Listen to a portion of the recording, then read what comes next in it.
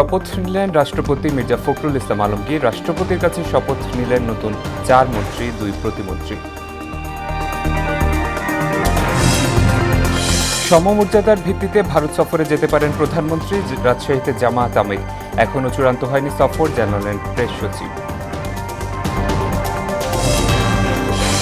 দেশ জুড়ে এখনও তীব্র গ্যাসের সংকট। ফিলিং স্টেশনে স্বল্প চাপে ধীর গতি। কলকারখানায় উৎপাদন ব্যাহত।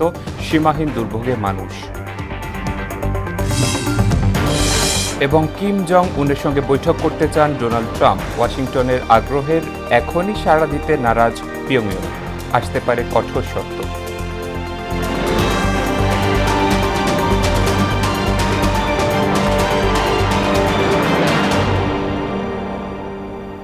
আসসালামু আলাইকুম, স্বাগত মোহনা সংবাদে। এতক্ষণ শুনছিলেন শিরোনাম, পুরো সংবাদের সঙ্গে আছি শেখ সাব্বির হোসেন।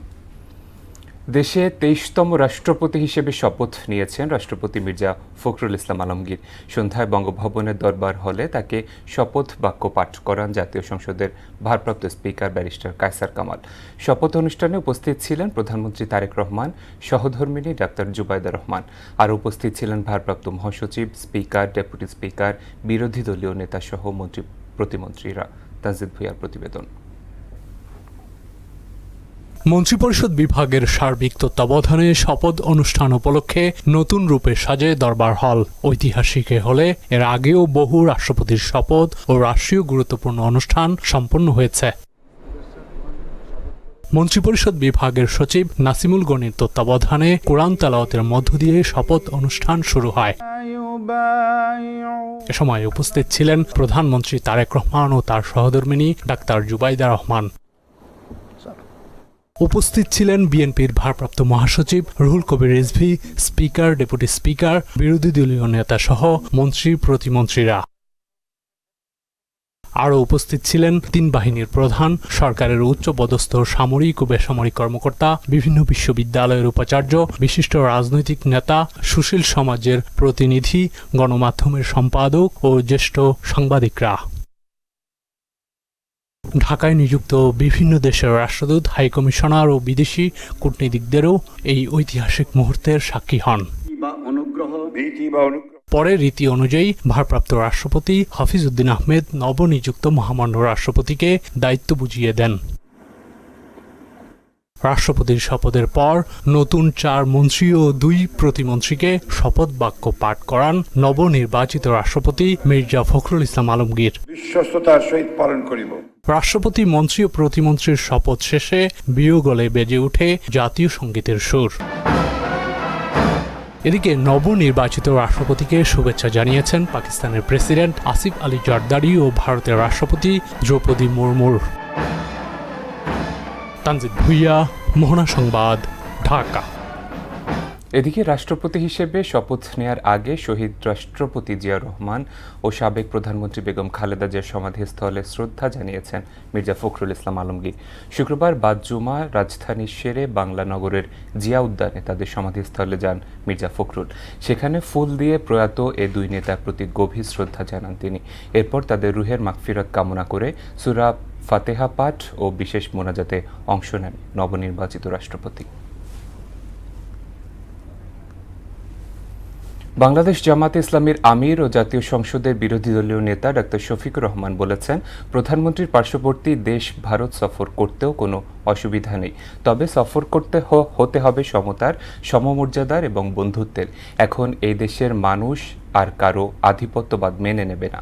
এদেশের মানুষ চায় ভারতের সাথে সম্পর্ক হোক বন্ধুত্বের, সমমর্যাদার, সমতার ভিত্তিতে। দুপুরে রাজশাহী জেলা পরিষদ মিলনায়তনে মহানগরী জামাত ইসলামীর সদস্য রোকন সম্মেলনে এসব কথা বলেন তিনি। আগামী 23 থেকে 25 আগস্ট প্রধানমন্ত্রী তারেক রহমানের দিল্লি সফর করতে পারেন ভারতীয় সংবাদ মাধ্যমে এমন খবর প্রকাশিত হওয়ার পর শুক্রবার তার প্রেস সচিব বার্তা সংস্থা রয়টার্সকে জানিয়েছেন, এই সফরের বিষয়ে এখনও কোনো চূড়ান্ত সিদ্ধান্ত গ্রহণ করেনি বাংলাদেশ। প্রধানমন্ত্রী তারেক রহমানের প্রথম সফর নিয়ে কয়েক সপ্তাহ ধরেই 2 প্রতিবেশীর মধ্যে আলোচনা চলছে। প্রধানমন্ত্রীর প্রেস সচিব সালেহ শিবলি রয়টার্সকে বলেন, সফরের বিষয়ে এখনও কোনো সিদ্ধান্ত গৃহীত হয়নি। একই সঙ্গে তিনি জানান, শেখ হাসিনা অন্যান্য পলাতক অপরাধীদের প্রত্যর্পণের বিষয়ে ভারতের জবাবের অপেক্ষায় রয়েছে বাংলাদেশ। রাজধানীতে গ্যাসের সংকটে সিএনজি চালকদের নাভিশ্বাস চরমে। গ্যাসের সরবরাহ কমে যাওয়ায় রাজধানীর বিভিন্ন এলাকায় সিএনজি পাম্পে দেখা দিয়েছে তীব্র সংকট। ভোর থেকে শুরু করে দিনের বিভিন্ন সময়ে পাম্পগুলোতে গাড়ির দীর্ঘ লাইন তৈরি হচ্ছে।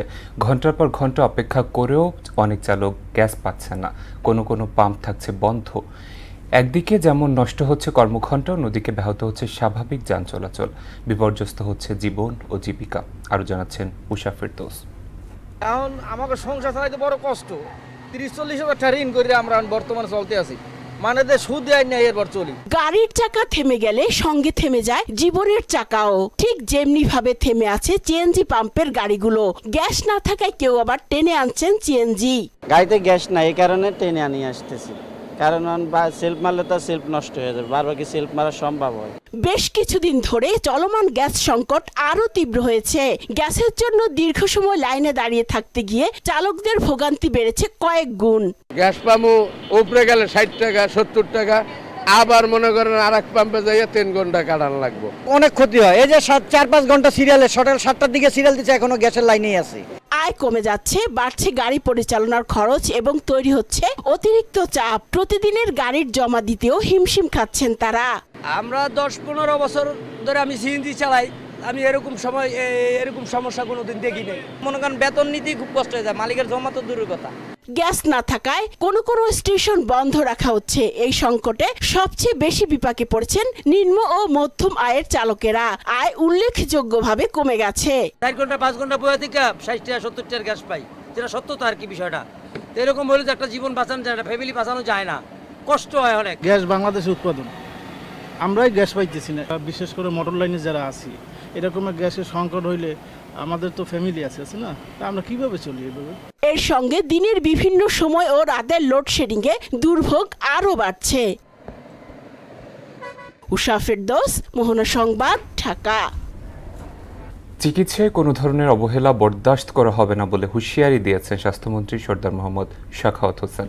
শুক্রবার সকালে রাজবাড়ীর বালিয়াকান্দি উপজেলার বাঘুটিয়া গ্রামে পেটে গজ রেখে সেলাই দেওয়ার পর মারা যাওয়া 3 সন্তানের জননী কণিকা রানীর পরিবারের সদস্যদের প্রতি সহমর্মিতা জানাতে গিয়ে সাংবাদিকদের একথা বলেন তিনি। আগামী 5 কর্মদিবসের মধ্যে তদন্ত প্রতিবেদন হাতে পাওয়ার পর প্রয়োজনীয় ব্যবস্থা নেওয়া হবে বলেও জানান স্বাস্থ্যমন্ত্রী। 5 সদস্য বিশিষ্ট তদন্ত কমিটি গঠন করা হয়েছে। আগামী বৃহস্পতিবারের মধ্যে তদন্ত কমিটি তাদের প্রতিবেদন দাখিল করবে। প্রতিবেদন দাখিল হওয়ার পর আমরা আমাদের সরকারি বিধি মোতাবেক দেশের প্রচলিত আইন অনুযায়ী যতটুকু কঠোরতম অবস্থা গ্রহণ করা যায় আমরা করব। সাপ্তাহিক ছুটির দিনে রাজধানী বাজারে ক্রেতাদের চাপ থাকলেও নিত্যপণ্যের দামে অস্থিরতা এখনও কাটেনি। বেশিরভাগ শাকসবজির দাম 100 ছুঁই। দাম বেড়ে চিনি প্রতি কেজি বিক্রি হচ্ছে 110 ও পোলাও চাল 210 টাকা। দাম চড়া ইলিশসহ বেশিরভাগ মাছেরও। ব্রয়লার সহ মুরগির মাংসের দাম গেল সপ্তাহের চেয়ে কিছুটা কম। এমআর আসাদের রিপোর্ট। দেশের বিভিন্ন অঞ্চলে বৃষ্টির প্রভাব থেকে এখনও মুক্ত হতে পারেনি রাজধানীর সবজির বাজার। লাউ, ঝিঙা, বেগুন, পেঁপে সহ অধিকাংশ সবজির কেজি প্রতি দাম 60 থেকে 100 টাকা। 100-র উপরে আছে সিম ও টমেটোর দাম। মাসের ব্যবধানে দাম কিছুটা কমেছে সব ধরনের মুরগির, তবে ইলিশ সহ বেশিরভাগ মাছের দাম চড়া। গত 4 দিন আগে চাঁদপুর গেছি মাছের জন্য, চাঁদপুরেই মাছ পাইনি, খুবই কম। এই সময় গেলে মনকে মাছ পাওয়া যায়। এগুলো 3 কেজি, এটা 1200-1300 টাকা কেজি। আর 1 কেজি সাইজের ওগুলো 2800-2700 টাকা। বেগুন 100 টাকা, ওটা হলো 120 টাকা, ওটা হলো 140 টাকা, সরষা হলো 60 টাকা, সিম হলো 200 টাকা, আর ওই গাজর আছে 120 টাকা, করলা আছে হলো আপনার 120 টাকা। এখন সোনালী মুখী চলতেছে 320 টাকা, আর বয়রা চলতেছে 190, লিয়া 360, দেশি মুখী 630-20। চিনির বাজারের অস্থিরতা এখনও কাটেনি। সরবরাহ ঘাটতির অজুহাতে দাম নিয়ে চলছে কারসাজি। 4,900 তুলে এই চিনি 5,200, আবার এর আগের দিন চাইছে 5,800। ওরা কি করে, মাল নাই ফটকে দেয় দাম বাড়ে, মাল আসলে এই দাম দেয় ফুরিয়া। চিনি 110 টাকা বেশি, আমরা বেশি 105 টাকা আমাদের কিনে পড়ে যায় কৃষি মার্কেট আড়তে। 5,200 টাকা বস্তা এখন। পোলাও চালের দামও কম নয়, প্রতি কেজির দাম গিয়ে ঠেকেছে 210 টাকায়। সাবান, ডিটারজেন্ট পাউডারের দামেও আছে অস্থিরতা। কলার চালটা মনে করেন যে কিছুদিন আগে ছিল 190 টাকা, এখন বাজার 200 টাকা। আমরা 210 চাইলে কাস্টমার রাখবে যে এত দাম হইব কেন, কারণটা কি? পেস্ট একটা ছিল 200 গ্রাম, এটা করছে 190 গ্রাম। এইভাবে 5-10 গ্রাম করে কমাই দিচ্ছে। একটা হুইল সাবান ছিল 130 গ্রাম, এটা করছে 125 গ্রাম। দামও কিন্তু বাড়াইছে, দুই দিক দিয়ে এরা জুলুম করছে। একদিক দিয়ে দাম বাড়াইছে, আরেক দিক দিয়ে ওজনও কমাই দিচ্ছে। বৃষ্টি ও জ্বালানি সংকটের সুযোগ নিয়ে মধ্যস্থতাভোগীদের দৌরাত্ম্য নিয়ন্ত্রণে আনতে বাজার মনিটরিং জোরদারের দাবি জানিয়েছেন সংশ্লিষ্টরা। MR আসাদ, মোহনা সংবাদ, ঢাকা। বাংলাদেশের বাজারে এলো হিরো মোটোকর্পের এক্সপালস 200 সিরিজ। রাজধানী প্যান প্যাসিফিক সোনারগাঁও হোটেলে উন্মোচন করা হয় এক্সপালস 200 4V ও 4V Pro। 199.6 সিসির ইঞ্জিন, 5 স্পিড গিয়ার, 3টি ABS মোড ও ডুয়াল পারপাস টায়ার সহ রয়েছে আধুনিক নানা ফিচার। হিরো মোটোকর্পের দাবি, নতুন এই দুই মডেলের মাধ্যমে বাংলাদেশের রাইডাররা পাবেন অনরোড ও অফরোড অ্যাডভেঞ্চার রাইডিংয়ের নতুন অভিজ্ঞতা।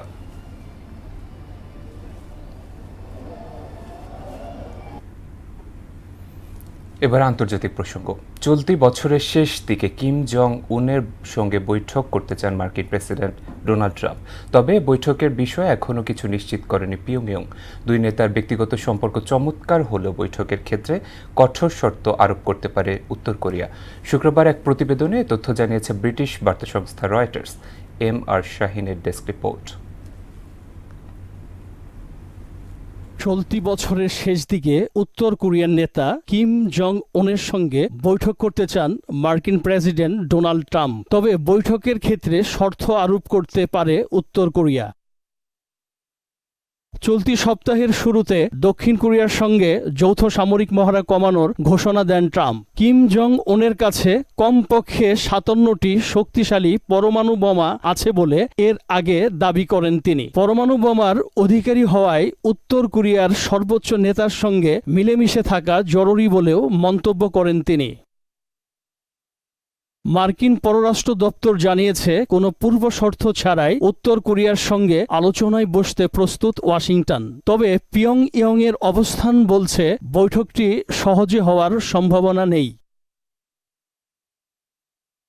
কিম জং উনের বোন কিম ইয় জং বলেছেন, যুক্তরাষ্ট্র দক্ষিণ কোরিয়ার যৌথ সামরিক মহড়া কমানোর সিদ্ধান্তকে সদিচ্ছার নিদর্শন হিসেবে দেখার সুযোগ নেই। ওয়াশিংটনের উত্তর কোরিয়া নীতিতে কোনো পরিবর্তন আসেনি বলেও মন্তব্য করেন তিনি।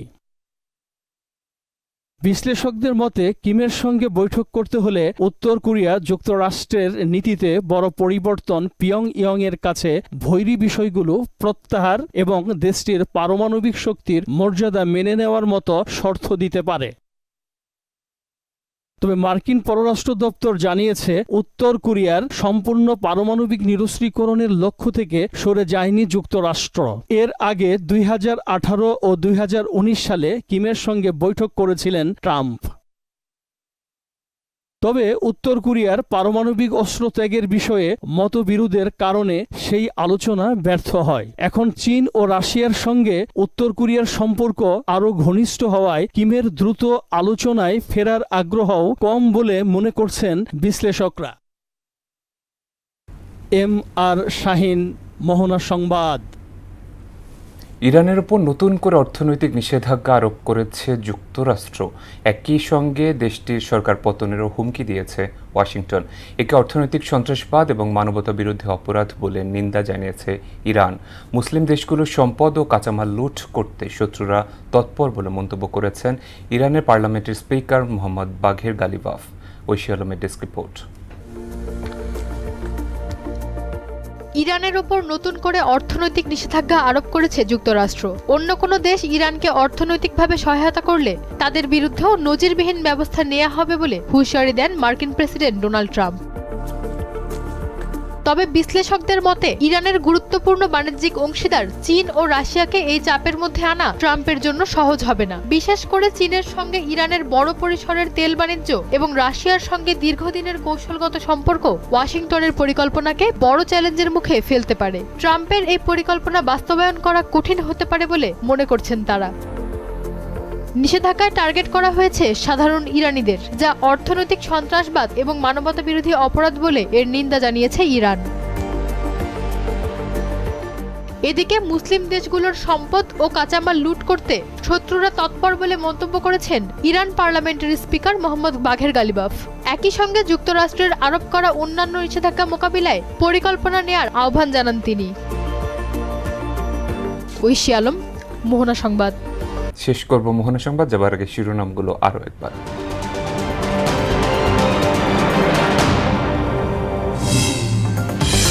শপথ নিলেন রাষ্ট্রপতি মির্জা ফখরুল ইসলাম আলমগীর। রাষ্ট্রপতির কাছে শপথ নিলেন নতুন 4 মন্ত্রী, 2 প্রতিমন্ত্রী।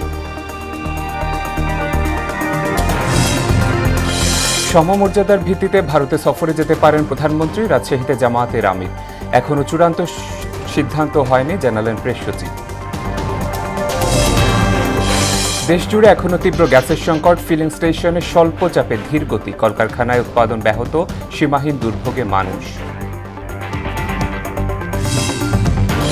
এবং কিং জন উনের সঙ্গে বৈঠক করতে চান ডোনাল্ড ট্রাম্প। ওয়াশিংটনের আগ্রহে এখনই সাড়া দিতে নারাজ পিয়ংইয়ং। আসতে পারে কঠোর শর্ত।